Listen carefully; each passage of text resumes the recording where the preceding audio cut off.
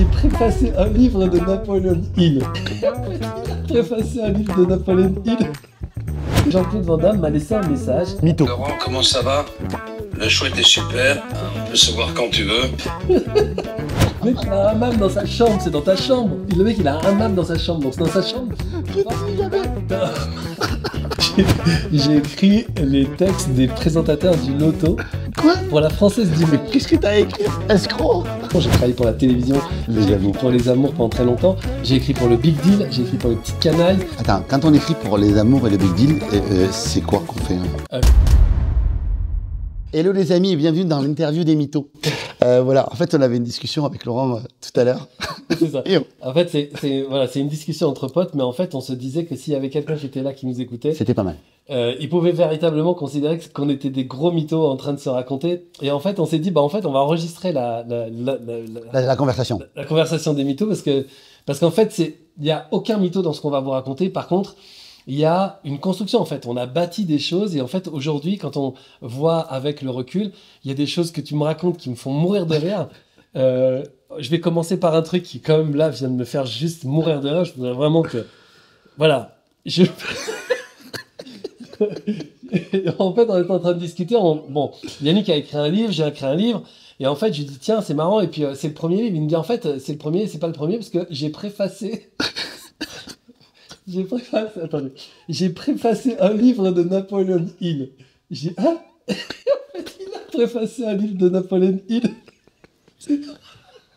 Putain, c'est génial. Ça, je savais même pas. Et en plus, je le connais, ce bouquin. J'avais jamais vu que c'était ça. Mais tu vois, je regarde pas, mais tu vois, je suis là en plus. Et en fait, voilà. Donc ça, c'est ton deuxième. Bon, ça, c'est plus sérieux. Je le savais. C'est un best-seller. C'est Les Gentils aussi méritent de réussir parce que c'est proche de 10 000 ventes à peu près. Donc voilà. Mais donc on se disait, mais c'est incroyable. C'est assez fou. On a fait des trucs de ouf en fait. Mais grave, et je trouve que c'était rigolo en fait d'appeler cette interview l'interview des mythos, qui est venue d'ailleurs de Marie de ton équipe. Je trouve ça tellement drôle parce que en fait c'est vrai que moi pareil, c'est-à-dire que sachez que Laurent qui était ici présent, eh bien il est scénariste et producteur d'un film qui va sortir sur Netflix l'année prochaine. Voilà, il est en tournage là, c'est le dernier jour de tournage de la semaine prochaine. Donc voilà, je racontais que j'allais aller à Paris parce que je fais les 36 heures, mais qu'avant les 36 heures, je vais aller sur le plateau. Et donc il me dit, le plateau de quoi? Je dis, le plateau de mon film, parce que j'ai un film qui se tourne. Et en fait, ils sont en studio à la fin du mois. Et donc du coup, je vais pas être au clap de fin parce que je prépare les 36 heures. Mais oui, ouais, j'ai un film qui se tourne. C'est un film que j'ai écrit, c'est un film que je coproduis. Et donc voilà, qui est diffusé par Netflix. Donc c'est un film Netflix. Donc Netflix a pris le film pour le faire eux-mêmes. Et donc c'est avec Alice Taglioni et Stéphie Selma et aussi Baptiste Le Caplin qui joue dans le film. Et voilà, ça s'appelle Nice Girl. Et c'est génial. Oui, en fait, les gens ne savent pas ça la plupart du temps. Non, mais c'est ça, parce que il faut savoir que tu es scénariste, mais pas sur ton nom, Laurent Marchand, qui est ton vrai nom. Tu es scénariste, on peut le dire, oui, bien sûr. Sur Antoine Dalancourt. Voilà. D-A-2-L-A-C-O-U-R. D-A-2-L-A-N-C-O-U-R. Ouais, en fait, j'ai commencé ma carrière. Je suis sorti du bac, je suis allé au conservatoire. Et en fait, au conservatoire, j'essayais d'avoir des jobs. Et j'avais un job de relations publiques. Et à chaque fois que je téléphonais tout le monde me demandait si Laurent Marchand, c'était le fils de Guy Marchand. Et ça m'a saoulé. Ouais. Et donc un jour, j'ai rappelé quelqu'un juste derrière en disant Antoine Dalancourt, ça m'est sorti comme ça. Et depuis que j'ai ce nom-là, dans ce milieu, ça passe partout. C'est un truc de ouf. Mais j'ai changé de nom. À tel point qu'à un moment donné, j'ai regardé dans le Who's Who pour voir si le mec n'existait pas déjà. Tellement je passais partout. Et en fait, j'ai travaillé, donc ça fait peut-être, 30 et quelques années que je travaille avec ce nom-là. Et aujourd'hui, j'ai une société qui s'appelle Boogie Movie à Paris. Et donc, je suis associé avec Philippe Planel. En fait, on fait des films. Et voilà, j'ai déjà fait un film pour France Télévisions. Ça, c'est le deuxième. T'as fait plein de pubs aussi. J'ai fait 17 publicités aussi. J'ai fait une pub pour Elsen Balsam. J'ai fait Ada, les locations de voitures. J'ai fait Renault, Peugeot, Citroën, j'ai fait McDo. T'es ouf. J'ai fait les fruits d'été, j'ai fait des trucs super. J'ai fait une pub pour Total. J'ai fait énormément de pubs. J'adorais faire ça. Je fais aussi beaucoup de théâtre.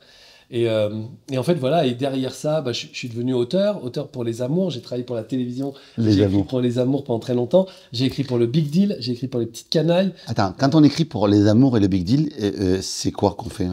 Pour Les Amours, j'écrivais les questions, en fait. Les questions, c'est extrêmement difficile à écrire. Hein. C'est ouf. Cette émission existe depuis des années. Ça fait des centaines de milliers de questions. Il faut jamais reposer les mêmes questions parce que simplement, il y a un jeu derrière, donc on peut pas faire les cartes avec les mêmes questions. Donc il faut toujours se renouveler. Et en fait, j'étais un des auteurs phares à l'époque Starling, puis Columbia, puis Sony, puisque se sont enchaînées les productions et sur cette émission Starling. Pendant, je sais pas, j'ai fait ça pendant 6-7 ans. C'est incroyable. Et pour le Big Deal, j'écrivais les épreuves, en fait. Parce qu'il y a un cahier des charges, en fait, c'est une épreuve où plus tu l'as fait, plus c'est difficile. Et donc, du coup, j'ai travaillé avec Hubert Productions comme auteur. J'ai écrit aussi c'est un autre piton que tu sais pas. J'ai écrit les textes des présentateurs du Loto. Quoi? Pour la Française Mais d'Images. qu'est-ce que t'as écrit, escroc? En fait, les présentateurs du Loto, quand ils faisaient des trucs spéciaux, c'est genre Saint-Valentin, Noël, tout ça, Ouais. Halloween, en fait, il y a énormément de gens qui jouent. Donc, en fait, ils sont en direct et il y a 30 millions de personnes qui regardent. Donc, ils fouettent les mecs. Vraiment, ils sont terrorisés. C'est très dur de se dire, je vais faire une émission en direct devant des millions de personnes. Ouais, la pression est... Il n'y a que Michel Drucker qui arrive. Et donc, du coup, il y a des auteurs. Donc, on écrit des trucs avec des vannes sur la Saint-Valentin, tu vois, histoire qui soit un peu drôle. Donc, en fait, tu écris ça, tu es payé une fortune. Eux, ils lisent ça en biais. Ils prennent les 2-3 vannes, tu vois, qui vont les aider. Ils lisent tout ton texte à l'envers. Ils sortent les 3 vannes mal. Tordu. Tordu, tu es payé pour ça. Et tu dis, bon, c'est génial. Mais j'ai fait ça pendant quelques temps. Et bon, après, c'est arrêté. Il y a eu le 11 septembre. Enfin, des trucs chelous. Mais voilà, j'ai fait ça, c'est ça. Mais attends, ce que je trouve incroyable aussi, et pareil, c'est une question, on parlera tout à l'heure du processus de matérialisation, parce que c'est une des choses que tu enseignes et que je trouve assez incroyable, c'est que ça s'est pas fait non plus au hasard, et que ce mec-là, ce fou furieux, quand il a fait des études pour le scénario, attends, tu me dis si je pervertis l'histoire, mais tu m'avais raconté ça à l'époque, tu fais des études, tu vas dans un conservatoire, enfin c'est une sorte de conservatoire, et en fait, tu as adhéré à 3 conservatoires en même temps. Oui, mais c'est parce que... Ouais, en fait, j'ai fait 3 conservatoires en même temps, mais parce que j'ai regardé, à l'époque, c'était le Minitel. Oui. Donc, je regarde les cours qui se donnent à Paris, et en fait, je regarde les conservatoires. Et pour moi, les conservatoires d'arrondissement, c'est pas des super trucs, tu vois. Je me dis, bon, c'est la mairie, quoi, tu vois. Donc, je me dis, je vais apprendre là. Et je regarde, et je vois qu'il y a un cours qui est de 9h à 11h30. C'est tout, tu vois. Et je me dis, bah, qu'est-ce que je vais foutre l'après-midi, tu vois. Donc, je regarde s'il y a un autre cours, et je vois qu'il y a un autre cours, avec le même prof dans un autre, tu vois, qui est de 14h à 17h, et voilà. Et donc, du coup, je me dis, pour aménager mes horaires, je m'inscris dans 3 conservatoires. Je passe 2 auditions, mais je m'inscris dans 3 conservatoires. Et en fait, je me rends compte quand j'y suis, qu'en réalité, tout le temps libre, c'est du temps où tu répètes, quoi. Sauf que moi, j'étais inscrit partout, donc je répétais la nuit, quoi. Je répétais le matin, je me levais à 5h pour répéter, parce que je passais des scènes dans la journée. Donc j'ai fait le conservatoire comme un taré, et j'ai fait le conservatoire dans un cours où il y avait Juliette Binoche. Ah, c'est ouf. Où il y avait... Ça, c'est un bon truc de mytho, ça. Ça, c'est un bon truc de mytho, ouais, c'est ça. J'ai été à l'école avec Juliette Binoche. J'étais à l'école avec Juliette Binoche. En fait, j'étais dans un conservatoire, donc c'était là, 10e arrondissement, et c'était les cours de Jean-Pierre Martineau, ouais, c'est un cours d'expression corporelle d'improvisation, où elle venait, où elle était aussi inscrite. Et c'était déjà, on va dire, une actrice de cinéma connue, mais voilà, dans un certain monde, en fait. C'est pas un peu intellectuel. Mais il y avait Stanislas Mérard, il y avait plein de nanas qu'on voyait au cinéma, quoi. C'était génial. Mais tu vois, moi, ce que je trouve qui est chouette comme enseignement, c'est la force de travail et la puissance de travail, parce que tu étais passionné, j'imagine. En fait, je vais te dire, c'est un peu comme toi. Parce qu'on parle de moi, mais ce serait bien de parler de lui aussi. Parce que moi, je sais qu'un truc aussi de mytho, c'est que quand tu as commencé, toi, à démarcher pour avoir du job, tu es rentré dans une boîte, c'est pareil, tu me dis si je pervertis l'histoire, tu as demandé du boulot et le mec t'a dit non. Oui. C'est ça, hein? Oui, c'est ça. Et toi, tu lui as dit, bon, écoute, on fait un truc, c'est que pendant 15 jours, je bosse gratos en tant que commercial. Ouais. Non, mais pour moi, ça, c'est dingue.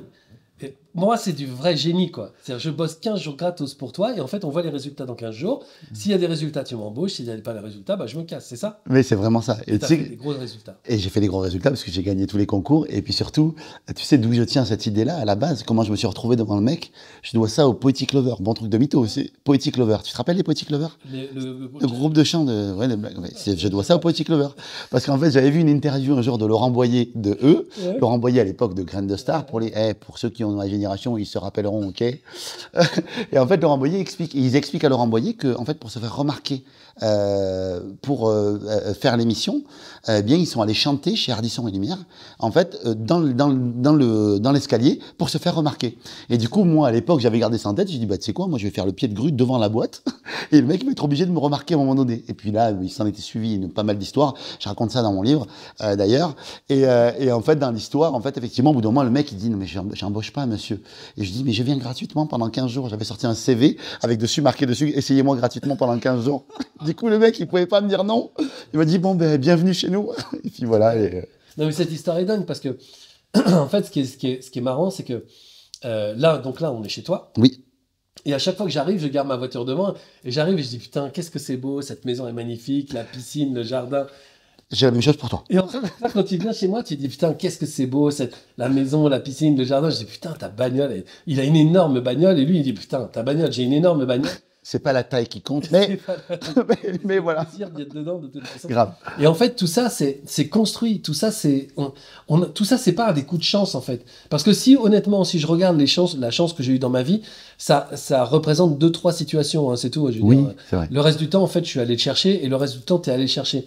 Aujourd'hui, on est en train de rigoler tous les deux en se disant, putain, mais la conversation de mytho qu'on a, parce qu'on a parlé de plein de trucs, ne serait-ce que la vie amoureuse. Aujourd'hui, on est tous les deux dans une vie amoureuse où on s'éclate. Toi, tu as un bébé qui arrive. Mais oui, j'en suis très fier. Tu construis une famille. Tout ça, c'est un engagement. Tout ça, c'est du quotidien. Et tout ça, tu es en train de le créer. Et puis, c'est du bonheur. Enfin, c'est tout ce que j'ai. Un truc qui te donne énormément de bonheur. Mais tu le crées. Je veux dire, t'es pas dans ton coin en train de faire la gueule. Non, tu participes à la création de ce truc qui te donne du bonheur. Et moi, je me vois en train de participer à cette création de ce truc qui me donne du bonheur. Et on est tous les deux à un stade où à chaque fois qu'on se regarde, c'est un miroir. On se dit, putain, mais c'est génial ce que tu arrives à faire. Bah oui, mais toi, c'est génial ce que tu arrives à faire. Tout à l'heure, on était en train de discuter. Et en fait, il me disait de moi ce que moi je pense de lui, c'était incroyable. Mais tout ça, et c'est pour ça qu'on fait cette interview, parce que c'est vrai que c'est drôle, ces interviews de mythos. J'ai préfacé un livre de Napoléon Hill. Je crois que j'ai pas eu de fou rire comme ça depuis très très longtemps. Mais en fait, même le mec là, il a une baraque où il y a une énorme plaque de verre au sol qui donne sur une pièce qui est une cave. C'est une cave à vin. Mais en fait, le mec, il boit pas de vin. Donc du coup, il y a 3 bouteilles à la con. Quand on regarde, il y a 3 bouteilles à la con dans son truc. Je veux dire, le mec, il est tel, la baraque est le mégalo. Ouf. Le mégalo qui me c'est grave. Mais tu sais que j'ai un hammam. Ah oui, mais c'est vrai. Le mec, il a un hammam dans sa chambre. C'est dans ta chambre. Le mec, il a un hammam dans sa chambre. Donc c'est dans sa chambre. Je te dis jamais. Je te dis jamais. Le mec, il a un hammam. Et à côté, il a sa penderie. Non mais franchement, c'est génial. Tu sais que j'ai un sauna. Oui. J'ai un sauna à la maison. J'ai un sauna. Mais en fait, tout ça, on l'a créé. Et en fait, on l'a pas créé avec rien. On l'a créé parce qu'en fait, moi, c'est ce que je reconnais chez toi, c'est que tu es extrêmement précis dans ta volonté que les choses se fassent. Je trouve qu'il y a un truc chez toi qui est incroyable. Là, il y a plein de gens qui me disent « Mais toi qui connais Yannick Alain, ce mec, il a pas un double jeu, il est tout le temps avec le sourire et tout. » Mais non, ce mec est comme ça, en fait. Il est tout le temps génial, drôle, gentil. Après, je t'ai vu... Tu m'as vu pleurer aussi. Tu m'as vu en chier aussi, quand même. Je t'ai vu en chier, mais quand tu en chies, tu fais pas semblant, en fait. Quand tu pleures, tu fais pas semblant. Et puis après, voilà, je suis là, t'es pas bien, t'assumes, quoi. Il n'y a pas de double jeu, c'est ça qui est génial. C'est cette volonté constante d'aller là où tu veux qu'on aille. Et en fait, ce qui est génial, c'est que je sais... alors là, je vais te tirer les pompes un peu, mais... je sais qu'en fait, aujourd'hui, tu fais des programmes, tu fais ton mentorat. Neurobusiness School. Ouais, Neurobusiness School et tout, plein de choses. Mais moi, je me dis, mais putain, mais faut le faire ça, quoi. Faut faire ça. Peu importe, en fait, les outils, peu importe comment ça s'appelle, faut aller là où les gens qui vous guident... Enfin, le truc, c'est toujours qui t'enseigne. Qui tu vas chercher comme enseignant. Ouais. Et en fait, faut regarder comment les gens... qui sont vos enseignants, en fait. Quand ton enseignant, c'est un mec qui a réussi à construire une vie incroyable, une vie sociale, tu as une vie sociale hallucinante. Je crois que ton meilleur pote, c'est quand même un mec qui a 3 disques d'or. Plus que ça, il y a des disques de platine. Tu sais, tu le fais venir à ton 36 heures. Il faut que je vous en parle de ça, c'est fou. Mais voilà, ton pote, c'est comme ça que je le connais, c'est parce que c'est ton pote. C'est quand même un mec qui est le producteur de Booba et de Akon et de machin. Enfin, c'est juste, tu as une vie sociale incroyable avec des gens incroyables dans ta vie sociale. Il y a Merde, comme Pascal qui se produit sur scène. C'est stand-upper, ouais. Il y a plein de gens aujourd'hui qui sont autour de toi, qui sont juste des gens fascinants. Il y a Clément Qui est magique. Clément, j'adore. C'est vraiment, pour moi, c'est un des spécialistes du management. C'est un truc. Donc, tu as une vie sociale incroyable avec des gens qui sont quand même extrêmement. Et on n'est pas né comme ça. C'est-à-dire que, par exemple, Pascal, il se trouve que nos grands-pères étaient meilleurs amis. Donc, en fait, c'est pas. En fait, on a matérialisé ensemble. Toufik, quand je l'ai connu, on avait 18 ans. Il n'avait jamais signé avec une maison d'édition. Je veux dire, c'est pas de l'amitié par. Oui, parce que justement. Justement, ils ont une situation. Non, pas du tout. On s'est connus, on est montés ensemble, mais comme nous, en fait, pareil. T'étais pas le Laurent Marchand qui est aujourd'hui, ouais. Comme je n'étais pas le Yannick Alain et puis on est montés ensemble et tant mieux. Ouais, et après, on se voit faire. Moi, je sais que t'es le co-créateur de la Journée de l'Audace. Aujourd'hui, la Journée de l'Audace, ça se passe à Genève, ça se passe ici, ça se passe là. Enfin, je veux dire, il y a toujours du monde, il y a toujours des gens extra qui montent sur scène. Enfin, c'est un énorme truc, en fait, ce truc. Et en fait, aujourd'hui, la Journée de l'Audace, presque, à la limite, on sait même pas qui c'est qui. Tu vois, alors que t'en es le créateur, enfin je trouve un des créateurs en tout cas, et je trouve que c'est génial. Mais moi ce que je voulais dire c'est regardez vos enseignants, regardez qui ils sont. Moi je sais que je fais chier dans le milieu en disant si t'es en train de faire un coaching business, demande merde, comment on appelle ça, le bilan de ton coach. Demande-lui son bilan. Si tu fais un coaching genre liberté financière, demande sa feuille d'imposition. Parce que personne ne pourra vous emmener là où il n'est pas allé lui-même. Aujourd'hui, moi, je sais que on m'a souvent sollicité pour faire des trucs sur je sais pas, la famille, par exemple, le couple. Moi, mes familles, enfin, mon premier couple, il a explosé, mon deuxième couple, il a explosé. Je veux dire, pendant très très longtemps, je me suis pas senti légitime de donner des conseils sur la famille, création de la famille. Mais aujourd'hui, je sais que je le peux parce qu'aujourd'hui, le truc est je suis en train de le créer et je sais je sais ce que je fais. Et toi, c'est pareil. Aujourd'hui, tu sais ce que tu fais. Pourtant, on a été des galériens tous les deux. Mais vraiment. Mais aujourd'hui, on sait ce qu'on fait. Et donc, regardez ce mec, regardez ce qu'il construit. Et après, faites-vous enseigner par ce mec-là parce qu'il ne peut que vous emmener là où il est déjà allé lui-même. Il ne peut que vous tirer vers le haut, puisque de toute façon, lui, il a été tellement bas, j'ai envie de dire mais on a été tellement bas qu'à un moment donné, monter, on sait ce que c'est, quoi. Moi, j'ai jamais été, tu vois, dans aucune situation déjà aboutie à juste améliorer des choses. On est toujours parti de zéro. Et en fait, voilà. Et aujourd'hui, ce qu'on a construit est juste ouf, quoi. Mais ouais, et puis même, tu sais, en matérialisation, et dans ce qu'on parle, en fait, quand je vois et j'observe aussi ta carrière, ce que tu as fait, ce que tu as vécu, ce que tu as construit aussi, et l'originalité avec laquelle tu as construit, moi, je suis hyper admiratif également. Enfin, j'y vais pour te tirer les pompes aussi, mais quand je vois l'idée que ce mec a, à un moment donné, de se dire, tu sais quoi, je vais créer un séminaire où, en fait, je vais être sur le séminaire pendant 36 heures d'affilée. Voilà. Tu sais pas pourquoi 36 heures, peut-être que tu l'expliqueras, mais... En fait, et donc, c'est quoi, non mais attends. En fait, c'est parce que le 24 heures existait déjà. Ah merde. Je fais 25 heures. Il n'a pas dit qu'il fait une demi-journée de plus. Ouais. Et où? Mais les amis, c'est pas son séminaire, c'est vraiment tout est possible. Il faut vraiment le vivre déjà. C'est que tu es là pendant 36 heures d'affilée dans le séminaire. C'est-à-dire que quand tu as survécu au séminaire, c'est bon. Moi, attends, mais après, tu peux te coucher, tu peux dormir 2 heures, tu peux te lever, revenir, faire les conférences, te casser, aller manger un truc, revenir. En fait, on s'en fout. Il n'y a que moi qui suis 36 heures sur scène. Et en fait, c'est vrai que si je suis pas là, c'est con. Mais, c'est ballot. Donc voilà, et moi, il n'y a que moi qui ai besoin d'être 36 heures sur scène. Mais les gens, ils font une expérience qui dure 36 heures d'affilée. Et pendant 36 heures, ils se gèrent. S'ils ont faim, ils mangent. S'ils sont fatigués, ils dorment. S'ils ont envie de danser, ils dansent. S'ils veulent aller aux toilettes, ils vont aux toilettes, ils font ce qu'ils veulent. C'est le truc, c'est 36 heures ensemble. Mais moi, j'ai été très admiratif de voir à quel point tu donnais à ce séminaire, tu donnes de toi. Ouais, et j'arrive, moi, je me rappelle une fois, tu m'invites, il y avait Yannick Noah juste avant moi. Ouais. Et d'ailleurs, c'est grâce du coup, à toi, Laurent, que j'ai rencontré Yannick Noah, quand même incroyable. Et je me rappelle, je dis, moi, il m'invite à son événement, il me dit, t'as 1 heure. Je dis, bah, tu sais, ok, je te prépare une conférence, t'sais. Puis j'arrive, en fait, moi, avec une conférence de prête et tout, tu sais, je m'étais dit, j'ai fait un truc personnalisé et tout. Puis je lui dis, je le regarde, s'il est comme ça, tu sais, je lui dis, bah, frérot, je dis, c'est bon, je donne une conférence. Il me dit, non. Je lui dis, ben quoi? Il me dit, sinon, je ne vais pas tenir, moi, si tu fais une conférence. Ah oui. Il me dit, tu vas me perdre. Il me dit, je dis quoi? C'est-à-dire, il me dit, bah, moi, ça fait à peu près 30 heures que je suis là, donc je préfère. Et il avait l'air bien, mais à l'intérieur, c'était le chaos, je pense. Mais oui, c'est le piège. En fait, il faut pas que. Et en plus, Yannick Noah, c'était après toi? Non, avant moi. C'était plus calme, c'était beaucoup plus calme. Le mec, il arrive, on était tous cramés dans la salle et tout. Et il parle comme ça. Putain, on ne tiendra jamais. Donc je l'ai interviewé et tout, et déjà il était là, ouais, parce que tu vois, bon, il est génial, franchement, il est génial. Oui, moi j'avais passé un Mais, bon moment. mais franchement, c'est quand tu peux pas interviewer ce mec quand t'as 33 heures dans les pattes, tu vois. Et donc, du coup, je comptais sur Yannick, et d'ailleurs, on compte toujours sur le dernier invité. Qui est le dernier invité cette année? Toufik. Toufik, c'est vrai. Oui. Du coup, mon pote producteur, on peut vous parler. On sait qu'il a tellement la patate, qu'il est tellement drôle que ça va réveiller tout le monde. Et surtout, moi, j'ai besoin de cette énergie. Et donc, il me dit, bah, en fait, tu vas t'asseoir sur un fauteuil et moi, je vais faire ma conférence. Bah, non. En fait, on est tous les deux sur scène, je vais t'interviewer. Et puis, c'était génial. Garde-moi la patate. On a rigolé, c'était vraiment génial. Et attends, parce que c'est pas tout, parce qu'à son séminaire, il y a Yannick Noah, il y a eu Jean-Claude Van Damme, mytho aussi, bon mytho, hein, c'est vrai. Jean-Claude Van Damme, c'est d'autant plus drôle qu'en fait, ça fait quelques années je connais plein de monde, Michel Poulert, etc. Tu vois, je crois qu'il y a même Marc Leval de ABC Talk qui cherche à la voir. Et en fait, il refuse absolument tout. Donc moi, quand j'ai décidé d'avoir Jean-Claude, je me suis dit, il faut que je le fasse autrement. Et donc, du coup, moi, j'applique mes outils. Hein. Toi, tu connais les outils de la vente, tu sais comment amener quelqu'un à vendre des choses. Moi, je connais l'outil du processus de matérialisation.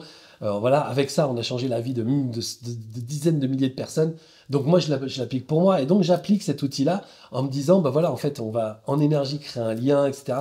Et en fait, le lien, il est créé. Mais ce qui est génial, et c'est ça où le mytho est beau, c'est qu'en fait, on deal avec son agent nous dit non, allez vous faire foutre.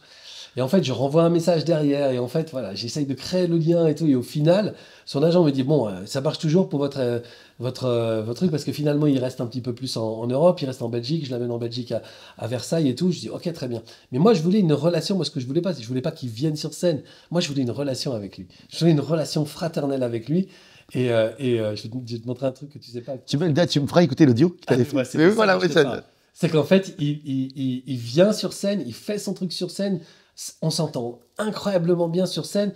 Il se remet en question d'ailleurs, il me dit, mais attends, il y a quelqu'un qui dort, ça veut dire que je suis mauvais. Ouais, il commence à dire, ouais, enfin moi, quand j'étais jeune, machin, et au bout d'un moment, il me dit, mais il dort lui? J'ai dit, enfin oui, il dort, mais en même temps, ça fait 35 heures qu'il est là, ou 34 heures qu'il est là. Il me dit, non, mais moi, je veux que personne dorme. Hein. Et d'un seul coup, il s'est mis à faire un show incroyable, il a mis le feu. Il est incroyable. Sur scène, les gens, ils étaient morts de rire. Il racontait quand il était petit, comment il vivait, la relation avec l'énergie et tout, qu'il avait peur des fantômes. Et c'était incroyable. Il nous a raconté des trucs. Il disait, ouais, parce que Laurent, tout le monde dit que moi, je suis arrivé dans le restaurant, qu'il y avait le producteur, j'ai levé la jambe, et le mec, il a dit, ouais, et tout, je t'embauche, mais c'est pas du tout ça. Il nous a raconté la vraie histoire, c'était incroyable, ouais, c'était limite pathétique. On s'est dit, putain, mais en fait, il est en train de nous raconter ce qui s'est vraiment passé. Et ça joue pas du tout en sa faveur. Mais vraiment, le mec, il est incroyable. Sincère, hyper sincère. Il est hyper authentique, il est incroyable. Et donc, du coup, après ça, en fait, il faut qu'il parte. Et on lui dit au revoir. Merci. Il nous remercie une dernière fois. Je pourrais que je te raconte, mais c'était tellement incroyable. Ouais. Il nous remercie une dernière fois, et puis il se casse, tu vois.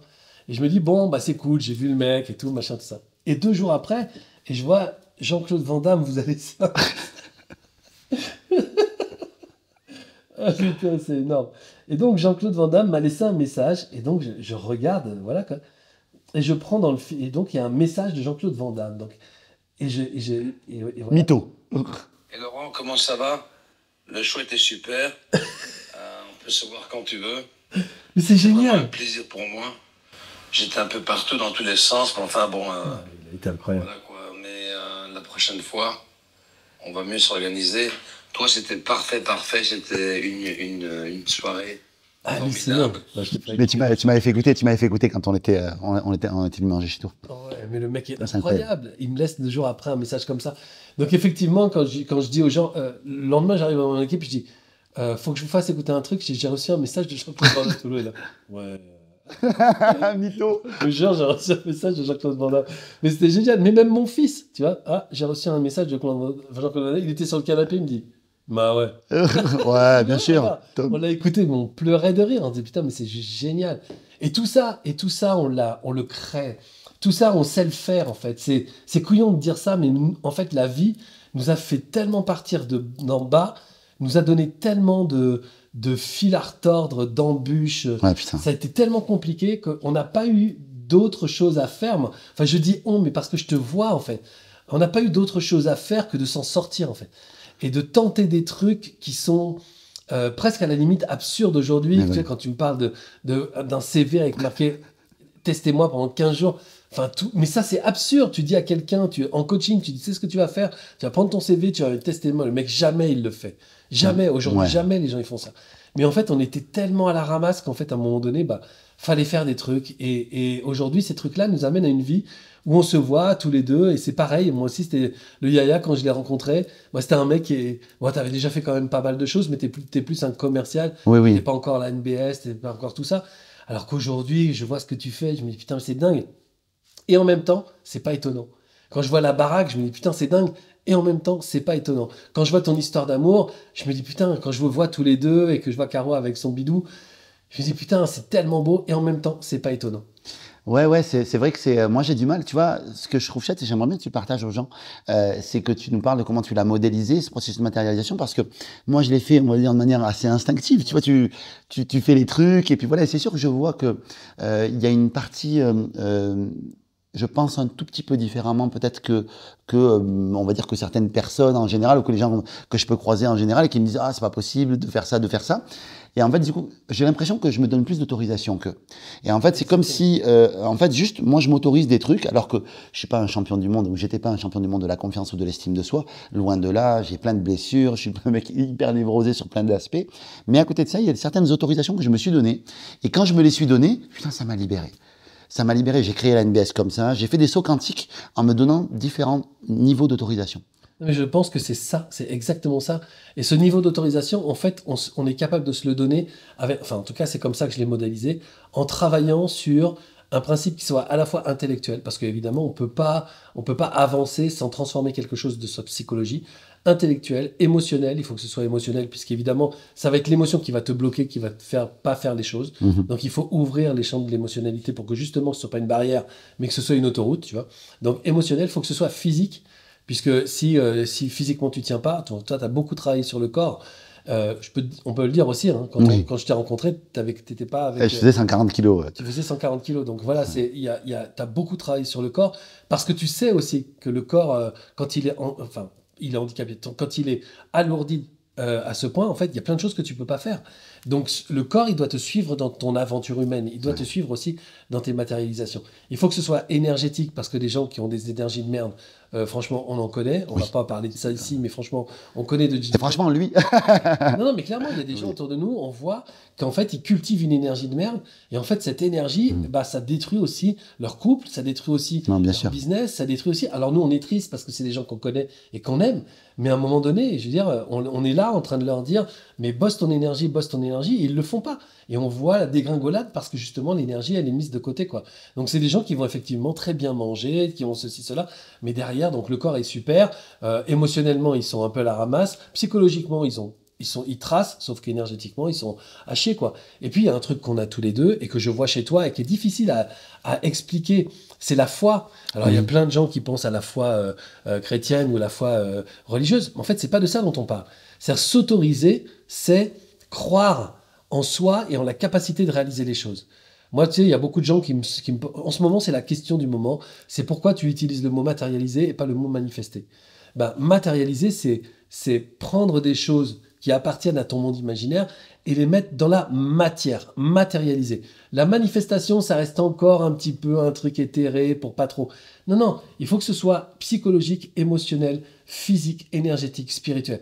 Et c'est ça l'exercice sur lequel j'ai bossé. J'ai bossé ça tout seul pendant, allez, vraiment 1 an pour trouver le truc, simplement parce que moi, j'avais besoin d'exploser des plafonds de verre. C'est con, hein, mais en fait, tout ce qu'on est capable aujourd'hui de transmettre à des gens. Moi, j'ai un client, le week-end dernier, il me dit, écoute Laurent, faut que je te dise un truc. Il me dit, tu sais bien, j'ai du mal à dire merci, mais là, franchement, ma boîte, elle fait 10 millions. Eh bien, elle faisait 10 millions quand je t'ai rencontré, maintenant, elle fait 30 millions. Eh bien, aujourd'hui, quand je regarde les perspectives à 2 ans, c'est 100 millions, mec. Je sais même pas comment économiquement c'est possible. Par contre, je sais que ce que tu m'as apporté fait ça. Et parce que j'arrive dans les conseils d'administration, je manage d'une façon totalement différente. Bon, c'est quelqu'un qui a fait le programme Titan, donc il en a pris plein la gueule pendant 9 mois. Mais c'est ton programme très haut niveau, ouais. Titan, qui est le programme, comme on pourrait dire, mastermind, mentoring, mentor. Ouais, c'est ça. Et en fait, on fait des bootcamps, on se retrouve, on travaille. Je les brise. Tu leur payes des voyages où ils savent même pas où ils vont. Exactement. Mais l'idée, c'est de se confronter émotionnellement, psychologiquement, physiquement, énergétiquement et spirituellement. Et en fait, tout ça, ça fait que le mec, en fait, tout là où c'était coincé, on a décoincé. Et aujourd'hui, le type, il est hyper fluide et tout ça explose. Donc, tout ce qu'on est capable aujourd'hui de transmettre, en fait, on le transmet parce que nous, à un moment donné, on a été bloqué et il a fallu qu'on explose les choses. Donc moi, j'ai bossé pendant 2 ans là-dessus et honnêtement, il s'est passé plein de choses. C'est aussi le moment où j'ai commencé à me considérer, moi, me donner l'autorisation des tatouages, me donner l'autorisation de pas être tu sais, le gendre idéal. Tu sais, moi, je me dis coaching, machin. C'était une époque où j'avais des vestes. Je dis non, et là, je me suis dit, on s'en fout en fait. Je m'en fous. J'ai pas Harley envie Davidson, ouais, Mustang, on j'ai s'en pas fout. J'ai pas envie d'être un personnage, en fait. J'ai envie d'être moi. Ouais. Et moi, je roule en Harley. Et moi, j'aime les tatouages. Et moi, j'aime ma Mustang. Et moi, j'aime ça. Et puis, moi, j'aime déconner. Et j'aime rire. Et voilà, j'aime le plaisir. Donc, voilà. Donc, du coup, je m'autorise ça. Et parce que tu te l'autorises, du coup, tu es obligé de faire péter des plafonds chez toi d'autorisation. Et plus tu les fais péter, et ben, plus les choses, elles arrivent, en fait. Parce que tu n'es plus ta propre barrière. Les choses, la barrière, elle n'est pas là. Donc, du coup, les opportunités, tu les vois. C'est ça que je trouve aussi absolument génial chez toi. C'est ta capacité à voir l'opportunité. Mais tu la vois pas parce que tu es doué. Tu la vois parce que tu en as chié. Et qu'en fait, il a fallu à un moment donné que tu ouvres les yeux plus grands parce que tu t'es dit, je peux pas rester dans mon mood qui dit c'est de la merde. Il faut que je regarde autour de moi. Sinon, Et je crois que je n'ai pas l'impression de créer l'opportunité, mais juste effectivement de la voir et de l'attraper, en fait, l'opportunité. C'est-à-dire qu'en fait, elle est tout le temps là, mais j'ai pas les yeux fermés, je suis plus ouvert, et donc du coup, je vais attraper les opportunités telles que ma boîte s'appelle Aimant en opportunité, ce qui est assez fou en termes de symbolique. Et à l'époque, j'avais pas réfléchi à tout ça quand je l'ai créé en 2016, tu vois, en 2015-2016. Donc c'est fou. Et tu vois, quand tu parlais de la foi, ça m'a beaucoup parlé parce que à l'époque où j'étais justement en train de matérialiser la NBS, d'y penser, de tout ça, je me rappelle m'être donné l'autorisation de m'acheter une bagnole que j'avais, en tout cas, pas dans le futur, en tout cas, les moyens de m'acheter. Mais en fait, je me suis dit, tiens, je vais le faire. Et je vais le faire parce que je me sens bien, pas pour frimer, attention, hein, c'était pas la question de frimer, c'était surtout parce que je me sentais bien dedans et que je sentais qu'elle me faisait grandir, le fait d'être dedans, ça me faisait grandir. À tel point même que quand même je l'ai acheté, c'était un Q5 Audi. Aujourd'hui, les gens diraient, ah ben oui, mais tout le monde en a un, mais on s'en fout. Mais moi, à l'époque, pour moi, c'était énorme. Et j'ai acheté ça avant que justement de lancer la NBS, j'ai lancé la NBS après, et ça a matérialisé. Je ne sais pas, ce qui fait que j'ai eu la foi, j'ai dit non, ça va marcher, ça va fonctionner. Mais c'est un truc c'est difficile à expliquer comme ça, mais je savais. en fait, c'est difficile à expliquer parce que c'est un rapport à la matière. On rapporte ça à une voiture et les gens voient un bien matériel. On rapporte ça à une maison et les gens voient un bien matériel. Mais en fait, en réalité, c'est pas ça. C'est une fréquence. Ouais. En fait, c'est-à-dire qu'à un moment donné, tu peux plus te voir toi dans une fréquence diminuer. À un moment donné, il faut que ta fréquence elle soit plus haute. Il y a des, tu sais, il y a des tas de gens. Napoléon Hill, tiens, bon, Napoléon Hill, préfacé par Eric Cala. Je connais personnellement. Oui, évidemment.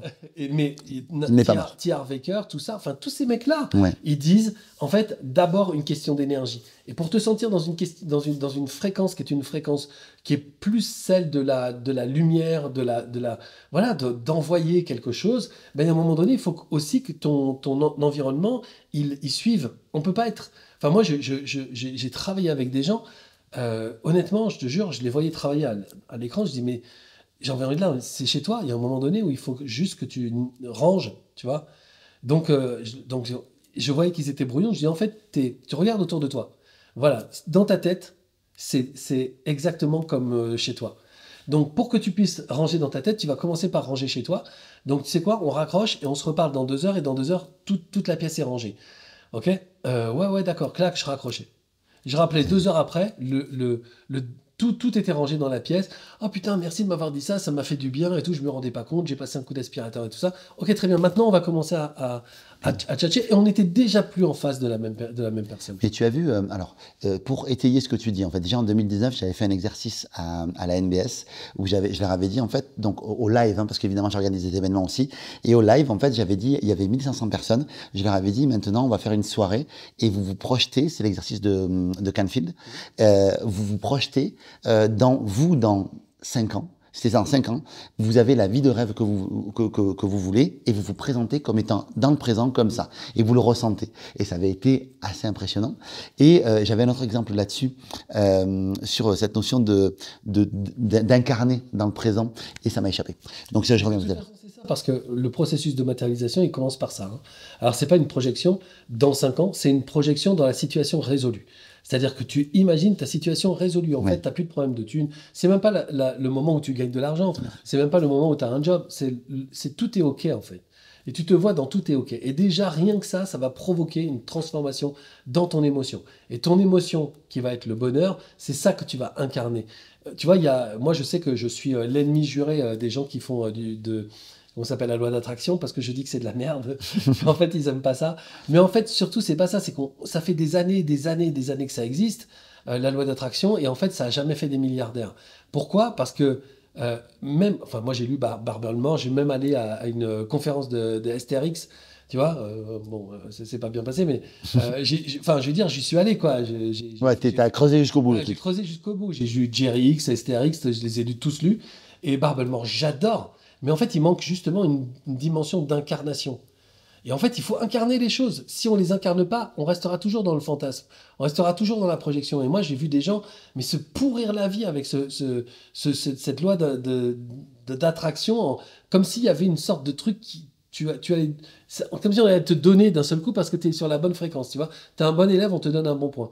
Mais en fait, pas du tout. Tu incarnes qui tu désires être et tu le deviens, c'est tout. C'est con. Pourquoi? Parce que ton chemin, il va t'emmener vers ça. C'est pas tu vas te réveiller un matin et tu seras riche, mais simplement parce que comme tu incarnes physiquement, énergétiquement, Ouais. émotionnellement, Et dans tout dans toutes les dimensions de toi, tu incarnes ton projet.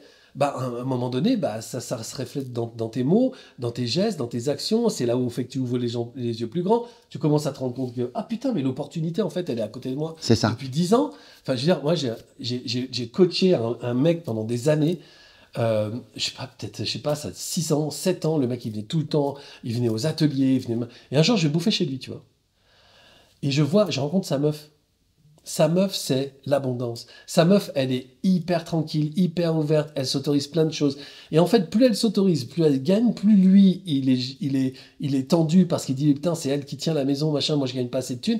Et en fait, je lui dis, mais tu sais quoi ta solution? Arrête de faire les trucs avec moi. Regarde comment elle réfléchit. Regarde comment elle est. Regarde comment elle bouge. Regarde comment est son corps. Dans son corps, il n'y a aucune tension sur quoi que ce soit. On lui dit, tiens, on va faire ça. Elle dit, oh, super, tiens, on va faire ça. Ah bah ouais, super. Elle se donne des autorisations, c'est tout. Ben, regarde, ton mentor, il est sous tes yeux depuis des années, quoi. Et en fait, il en revenait pas. Il disait, ah bon? Mais en fait, on se rend pas compte que c'est qu'à partir du moment... Soit on incarne, je suis dans la difficulté, j'y arrive pas, je suis un galérien. Soit on incarne, ok, très bien, ça a jamais été très facile, mais maintenant, mon énergie, c'est celle de quelqu'un qui avance, qui grandit, qui fait des choses, qui parle aux gens, et basta. Et mais enfin, c'est assez ouf de voir à quel point effectivement souvent comment on filtre la réalité. C'est-à-dire que on nous dit neuroscientifiquement, on a je sais pas combien d'informations qui rentrent dans notre inconscient, mais notre conscient lui filtre une toute petite partie. Et qui c'est qui fait la sélection et comment tu fais la sélection? Et effectivement, quand tu t'autorises une autre sélection et une autre réalité, tu t'aperçois qu'à côté de toi finalement, la personne qui peut-être t'emmerdait au début, finalement devient ton mentor et tu vois en fait la réalité complètement différemment. Ouais, et puis c'est nécessaire. Mais tu sais, c'est ce qu'on fait tout le temps, en fait. En fait, les gens me disent, ouais, moi, j'aimerais bien matérialiser. Mais je dis, tu sais quoi? Tu rentres chez toi, tu regardes autour de toi, et je vous propose de faire l'exercice. Vous regardez partout autour de vous. Vous regardez votre maison, vous regardez votre moyen de locomotion, la relation que vous avez avec vos enfants, votre conjoint, votre conjointe. Vous regardez la voiture que vous conduisez ou les transports que vous prenez. Vous regardez votre vie, en fait. Et vous vous rendez compte que ça, c'est ce que vous avez matérialisé. Alors, les gens n'aiment pas parce qu'en fait, ils n'aiment pas le résultat. Mais n'empêche que c'est vous qui êtes allé chercher cet appart, c'est vous qui êtes allé chercher cette voiture, c'est vous qui êtes allé chercher cette relation. Mais ça, c'est on va dire, la mauvaise nouvelle. La bonne nouvelle, c'est que ça se change. Bien sûr. À partir du moment où, effectivement, on comprend quel est le système avec lequel j'ai matérialisé tout ce qui ne me va pas, eh bien, je vais utiliser ce même système pour matérialiser tout ce qui me va. C'est-à-dire, je vais mettre ma concentration ailleurs, et je vais me voir aussi différemment. Alors moi, j'aime pas tous les concepts, s'aimer soi-même, tout ça, pour moi, laisse tomber, c'est une perte de temps. C'est l'ego qui se masturbe dans un miroir, je déteste ça. J'adore. Non, mais franchement, ça me saoule. Les gens qui disent, ouais, on va s'aimer soi-même, mais t'as pas autre chose à faire. Ouais. Aime la vie, éclate-toi, t'as pas besoin de te regarder dans un miroir et de te trouver formidable. De toute façon, tu vas t'arriver, puis le lendemain, tu vas faire un truc, puis tu vas te trouver con, puis sur le lendemain, tu vas te trouver brave, puis sur le lendemain, tu vas te trouver pathétique. Oh là, ça suffit. Donc, notre énergie mise à disposition d'autre chose. C'est-à-dire vraiment, c'est-à-dire que moi, je me vois comme le créateur de ma vie. Et quand je le vois, je peux pas dire, il y a un autre créateur que toi pour tout ça. C'est toi qui as créé ça, mais c'est aussi toi qu'a créé le moment où on s'est vu ici d'ailleurs, où tu étais malheureux comme les pierres. Ouais. Comme moi, il y a eu d'autres moments où j'étais malheureux comme les pierres et c'est moi qui les ai créés. Pas si longtemps. Et ce qui est assez fou, c'est que je me rappelle quand j'ai passé ce moment où c'était très difficile, il y a 2 ans, et où tu es venu ici justement en fait pour venir comme un pote avec une tarte, avec voilà, un gâteau, me dire tiens viens frérot, je suis avec toi, et tu venais de vivre un sale truc aussi. Ouais, moi je venais de vivre un sale truc, mais après... Et tu as senti le truc? Ben, moi je t'avais pas appelé, hein. C'est toi qui m'as appelé, c'est qui était assez fou. Ouais, mais en fait, bah parce qu'on est proche aussi, tu vois, c'est aussi ça, on est toujours en contact énergétique avec ses amis. Et donc voilà, je disais, tiens, j'ai envie d'aller rouler et tout, est-ce que je peux venir rouler vers chez toi? Parce que je savais qu'il y avait un espèce de truc où tu étais un peu enfermé. Et donc j'ai pris un gâteau qui faisait la taille de la table. Ouais, grave, grave. Et en fait, voilà, j'ai dit, écoute, viens, on va se bouffer du sucre et voilà, on va discuter. Mais ça, on n'a jamais, dans ce moment-là, on a dit, ouais, c'est les salauds, les machins. Ouais, bien sûr. Voilà, c'est à un moment donné, c'est toi qui crée ça. C'est toi qui crée aussi le gouffre dans La lequel... responsabilité en La fait. responsabilité, à un moment donné, bah, c'est toi qui vas créer aussi le moment où tu t'en sors. Et aujourd'hui, on est là, ta meuf, elle est heureuse, t'es heureux avec elle. Voilà, il y a un bébé, moi aussi, c'est génial, tes affaires vont bien, mes affaires vont bien. Mais ça, on est aussi les créateurs de ça. Tu vois, on n'a pas envie, moi, j'ai pas envie d'être créateur que des choses qui se passent bien. Et puis quand ça se passe pas mal, Ah, quand je suis ça pas se passe créateur de mal, ça. c'est les autres, tu vois. Ah ouais, non, non. C'est les concurrents, c'est le machin, ou c'est l'État. Ou c'est tout Ouais. ça. Non, non, on est créateur de tout. Et vous êtes créateur aussi de l'intégralité des choses de votre vie. Mais je pense que la bonne nouvelle, et merci les neurosciences, et merci Bien sûr. les théories polyvagales, et merci les chercheurs, aujourd'hui, on a les outils en fait. On a les outils pour comprendre comment ça fonctionne et pour transformer l'axe avec lequel on matérialise.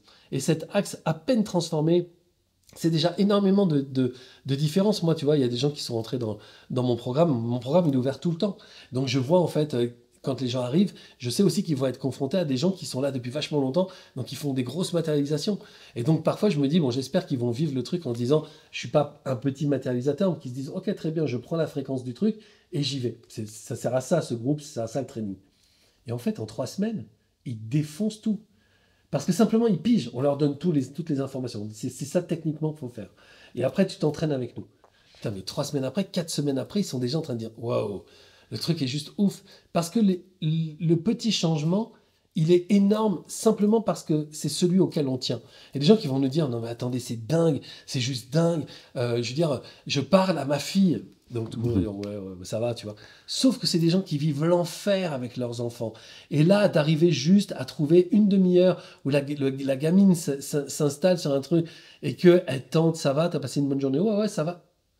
Et je dis putain, mais je vois que je suis pas dans la même énergie. Je dis, mais le cadeau, si le programme devait s'arrêter à ça, je serais la personne la plus heureuse du monde. Si juste ça m'avait permis de discuter une demi-heure avec ma fille hier soir, je suis juste la meuf la plus heureuse du monde. Et en fait, parce qu'ils y tiennent, c'est énorme. Et donc, du coup, tous les gens qui tiennent vraiment à des choses, ils les réalisent très vite. Et après, ils commencent à ouvrir aussi des champs auxquels ils n'ont pas pensé. Il y a plein de gens qui nous disent, bah, moi, je suis venu ici pour des problèmes de thunes. Mais en fait, putain, ça a explosé ma vie sociale, ça a explosé ma vie familiale. En fait, je m'entends super bien. Donc, du coup, eh ben, financièrement, ça va mieux, puisque je me sens mieux dans ma famille, donc je me sens mieux au taf et tout. Donc, c'est un comment on appelle ça, les dominos, là. Ouais, un effet boule de neige, en fait, qui fait que en fait, ça agit sur tous les domaines de ta vie, finalement, et ça t'emporte. Et moi, c'est vrai que des sauts quantiques, j'en ai vécu plusieurs comme ça dans ma vie, et à chaque fois, tu te dis, mais c'est pas possible. Tu sais, même, il y a un moment donné où tu te dis, c'est pas vrai. C'est pas possible, tu sais d'où je viens. Et après, tu passes ce cap. Mais ouais, enfin, tu sais... T'as du mal à y croire au début, en tout cas. On parle, il est producteur, il est scénariste. En fait, c'est aussi énormément d'heures de Netflix, travail. frérot. Non, mais c'est des heures de travail derrière un scénario à refaire. Tu sais que ce film, il devait être produit il y a quelques années par le plus gros producteur européen de films, de gros films. Le mec, il nous prend dans son bureau, on discute avec lui. On devait avoir une putain de casting, le truc est en train de se monter. Et il était associé avec une autre productrice, donc il était coproducteur sur ce film. Moi, à l'époque, j'étais pas producteur, j'étais juste scénariste. Et en fait, il se fâche. Mais il se fâche à 1 semaine de la prépa, mec. Ouais, donc c'est. Donc, du coup, on se dit, oh, merde, qu'est-ce qui va se passer? Et en fait, il nous appelle en disant, bon, écoutez, comme le film appartient aux deux et qu'on veut pas se battre, en fait, on abandonne le projet.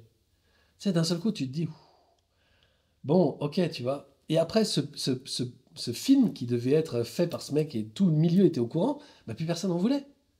Tu vois? Putain. Donc, on s'est dit, putain, donc il a fallu retravailler sur ce film. Donc, c'est là où, en fait, tu dis, ok, je me pose et j'arrête de penser que c'est de la loose, en fait. C'est juste une opportunité. Mais je la vois pas. Et j'ai commencé aussi, c'était l'époque où je commençais à appliquer le processus. Et dans le processus, je rencontre un mec qui est un réalisateur, qui est un mec absolument génial. Et en fait, le mec, il lit, il dit putain, mais votre scénario est super, mais c'est pas le scénario que devait produire. Je dis ah, putain, non. Il dit vous savez quoi? C'est deux personnages qui sont des mecs, faites-en des gonzesses. On boit un coup, on termine, on dit mais toi, tu veux le tourner? Ah non, pas du tout, moi je pars sur mes films, j'ai 3 projets d'avance et tout. Non, non, mais on a juste bu un coup pour vous dire ça. Putain, le mec, incroyable. Ce scénario m'a emmené chez Jean-Marie Poiret. Le réalisateur Jean-Marie Poiret, hein, tu vois, le mec, c'est pas n'importe qui. J'étais sur son canapé. Il a fait quoi Jean-Marie Poiret, il a fait. Putain, déjà, Jean-Marie Poiret, c'était le premier assistant de. Merde. Merde, je l'ai plus.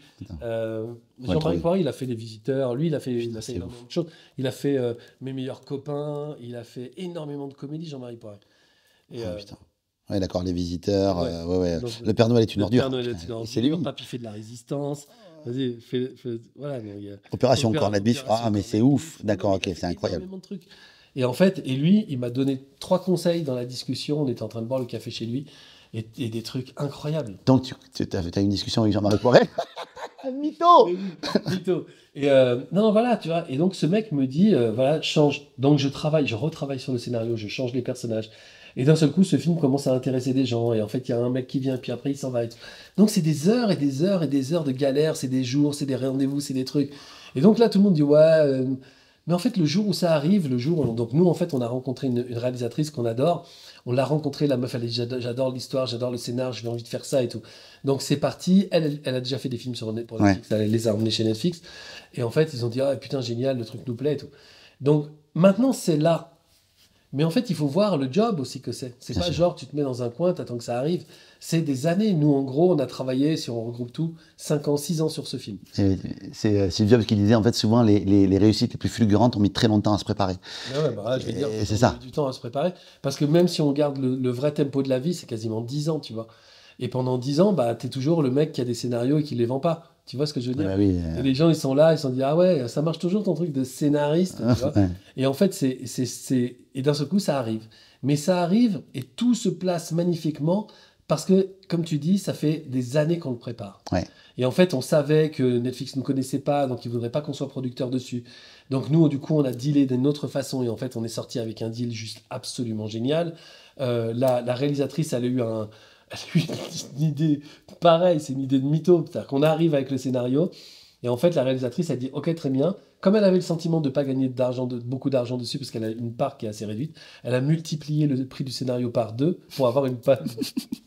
Et donc, du coup, moi, j'ai 2 fois ce que je devais toucher au départ. Mais c'est juste génial. Juste, tu dis, okay. Plus les droits à l'image après. Plus les droits après. Le droit de diffusion, j'imagine. Mais en fait, tout ça, c'est ça. Les gens, ils se disent, bon, en fait, non, nous, on a construit ça. Et vous pouvez construire ça et vraiment construisez avec des gens, avec lui, avec moi, avec d'autres, mais avec des gens qui ont construit aussi des trucs. Pas des gens qui sont des théoriciens. Parce que prendre ça dans la gueule, là, le coup du scénario annulé, prendre dans la gueule le coup de personne veut lire ton truc, prendre dans la gueule le fait que quelqu'un te dise une idée comme ça, franchement, on aurait pu ne pas aller, on avait 10 000 raisons pour pas aller au rendez-vous. On avait 10 000 raisons pour lui dire, oh putain non, on va pas retravailler sur ces trucs. On a 10 000 raisons pour pas faire les choses. Mais on le sent, on se dit, ah ouais, c'est une putain d'idée, et en fait, on travaille. Mais moi, à cette époque, j'avais déjà mes journées remplies. Hein. Moi, je travaillais, on va dire, de 17h le soir à 2h du matin. Et je me levais le lendemain et j'allais au taf, quoi. Donc, c'est énormément d'investissement, mais c'est pas grave, en fait, puisqu'on sait ce qu'on fait. Et à un moment donné, ça devient ça, et tout le monde dit, ah ouais, bah, l'autre, il se la raconte parce qu'il a un film. Oui, je me la raconte. Putain, c'est t'as le droit. T'as le droit, frérot. J'ai le droit à cette autorisation-là. Il y a même des gens qui me disaient, ah ouais, mais attends. Le nombre de gens qui m'ont dit, ouais, mais de toute façon, le cinéma, c'est pour des gens qui font du cinéma. Tu fais pas du cinéma, tu vois. Tu dis quoi? C'est mon boulot depuis des années. Qui tu es pour dire non, tu vois. Mais grave. Donc voilà, c'est à un moment donné, il faut vraiment comprendre ça. Il faut comprendre que le bonheur, ça se construit. La réussite, ça se construit. Et ça se construit avec des gens qui ont construit le bonheur et la réussite. Tout seul, c'est pas facile. Moi, je pense que tout seul, c'est impossible. C'est impossible parce qu'en fait, on est empêché par une part inconsciente de nous qui nous freine dans tout. Et en fait, notre volonté et notre raison, elle dit putain, mais j'aimerais bien avoir une vie géniale, etc. Mais à l'intérieur, il y a un truc. Si tu l'as pas, c'est-à-dire qu'à l'intérieur, il y a un empêcheur, quoi. Et donc, du coup, faites-vous coacher, trouvez l'empêcheur, cassez-lui la gueule. Et puis voilà, Puis, ouvrez et vivez la vie que vous avez envie de vivre, quoi. c'est ça. Autorisez-vous. Et ouvrez les yeux et trouvez les opportunités. Autorisez-vous. Voilà. Maintenant, Super. je joue le fou. Ouais, moi je joue lui comme ça. Je peux pas, mais je fais ce que je veux parce que je matérialise ce que je veux. Ok. Écoute, Roro, je sais pas quoi dire de plus. Parlez quand même un petit peu de ce que tu proposes. Donc, tu as plein de choses dans ton école. Ouais, en fait, c'est une école. Ouais, c'est un programme. C'est un programme qui s'appelle Tout est possible, où en fait, on apprend le processus de matérialisation. Donc en fait, on donne tout au début, puis après, les gens, parce qu'ils connaissent le processus, on s'entraîne ensemble. Ils pourraient très bien le faire tout seul pendant des années, mais avec nous, comment dire, on accélère en fait. Donc on travaille ensemble. On travaille dur, hein, c'est pas, on se marre, hein, mais c'est du vrai job, quoi. Et voilà, donc il y a ça. Et puis après, il y a des gens qui sont thérapeutes, qui veulent enseigner ce processus ou être coach de ce processus. C'est ce que je fais moi. Et donc du coup, je me suis trouvé à un moment donné un peu tout seul, tu vois. Moi, j'aime bien construire des équipes au sol, des gens qui... Ouais, bien sûr, ouais.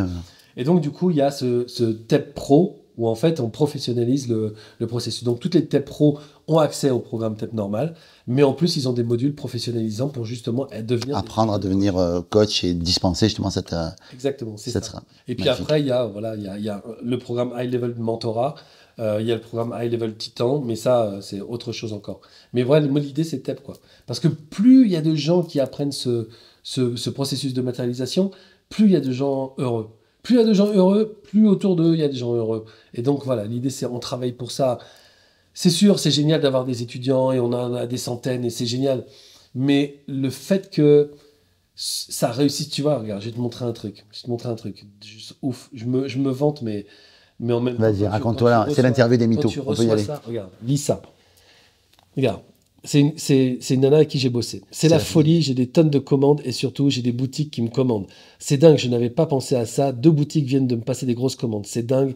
Comme accepter que l'argent puisse venir d'ailleurs fonctionne. T'es un petit génie. J'en doutais pas, mais alors là... Et moi, je lui ai répondu, c'est toi le petit génie, c'est toi qui bosses, chérie. Voilà. Et tu bosses bien, on dirait. Voilà, j'adore.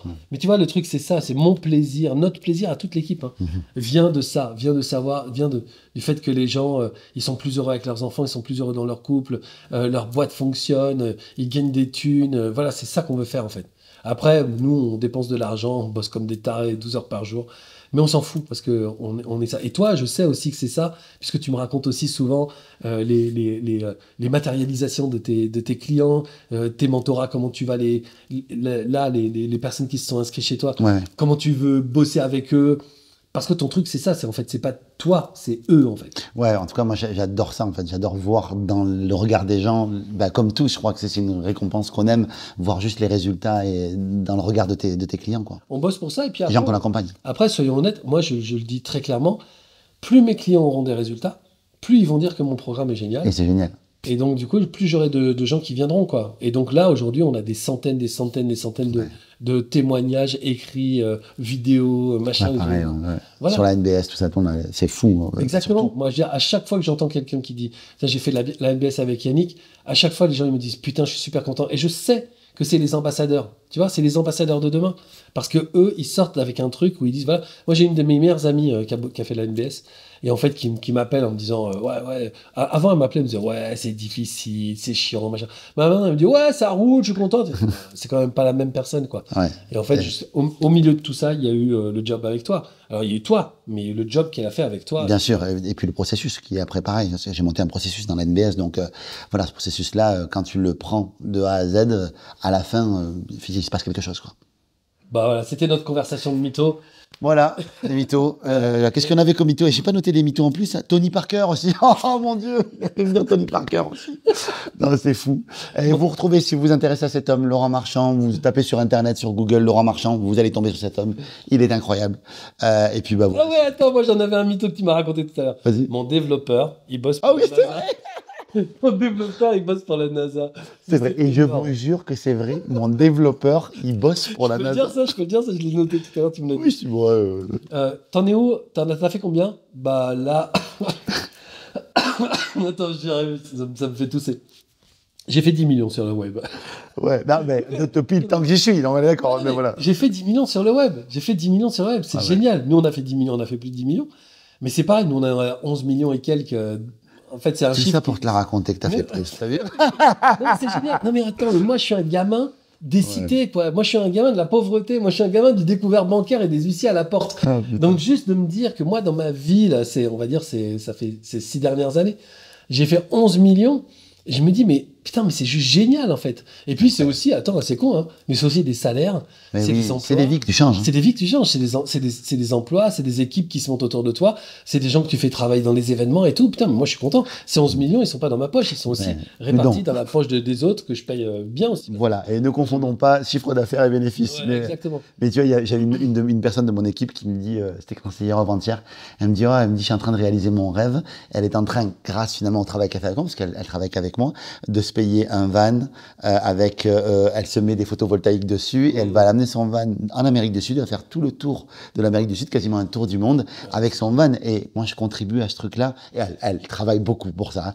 Mais c'est incroyable. Je prends pareil une autre personne qui s'est payé son appartement, qui fait.